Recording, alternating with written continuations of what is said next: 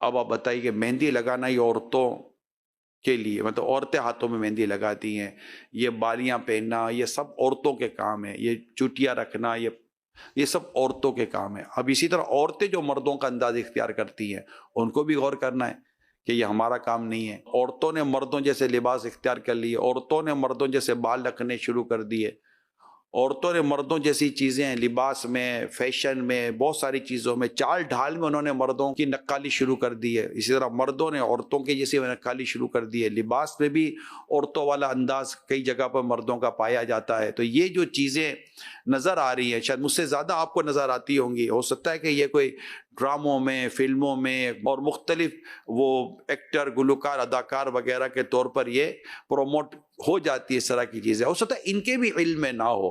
اگر ان کے علم میں نہیں ہے تو میری یہ باتیں ان کے لیے بھی ہیں۔ اب سونے کے بارے میں تو تقریباً لوگوں کو پتا ہوتا ہے کہ مرد پر سونا اس کی اجازت نہیں ہے، جائز نہیں ہے۔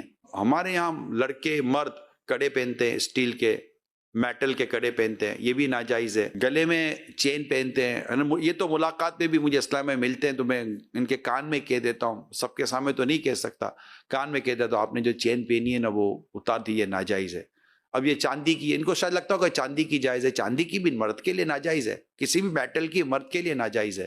یہ کڑے چاہے سلور کے ہوں، ادر میٹل کے ہوں یا گولڈ کے ہوں، مرد کو اس کی اجازت نہیں ہے، ناجائز ہے۔ اس کو بالکل میرے پیارے اسلامی بھائیوں اتار دیں۔ اور جو خواتین، عورتیں مردوں کی نقالی کر رہی ہیں لباس میں، انداز میں، بہت ساری چیزوں میں، ان کو بھی میں یہی درخواست کروں گا کہ اللہ کے پیارے حبیب صلی اللہ علیہ وسلم کی ان حدیثوں کو دوبارہ سنیں، پڑھیں، اور ہمیں جس چیز کے اللہ اور اس کے رسول نے منع کر دیا اب نہیں کرنا چاہیے۔ اب دنیا کیا کرتی ہے، فیشن کیا کہتی ہے، طریقہ کار آج کل کیا چل رہا ہے، یہ آپ کا میرا میٹر نہیں ہے۔ پیارے آقا صلی اللہ تعالی علیہ وآلہ وسلم نے ایک مرتبہ ایک صحابی کے ہاتھ میں سونے کی انگوٹھی دیکھی تو ان کی وہ انگوٹھی اتار کر پھینک دی اور فرمایا، کیا تم میں سے کوئی اپنے ہاتھ میں دوزخ کا انگارہ لینا چاہتا ہے؟ مسلم شریف کی حدیث ہے۔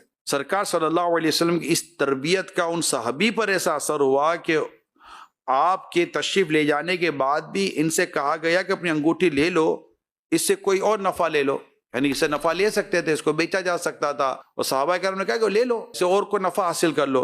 لیکن انہوں نے کیا کہا؟ عشق رسول کا یہ انداز دیکھیے، کہنے لگے نہیں، خدا کی قسم جس انگوٹھی کو اللہ پاک کے رسول نے پھینک دیا میں اسے کبھی نہیں اٹھاؤں گا۔ پیارے مصطفیٰ کریم صلی اللہ علیہ وسلم نے ہمیں کس کام کے کرنے کا کہا وہ ہمیں کرنا چاہیے، اور جس کام کے کرنے سے منع کیا اس سے ہمیں رک جانا چاہیے۔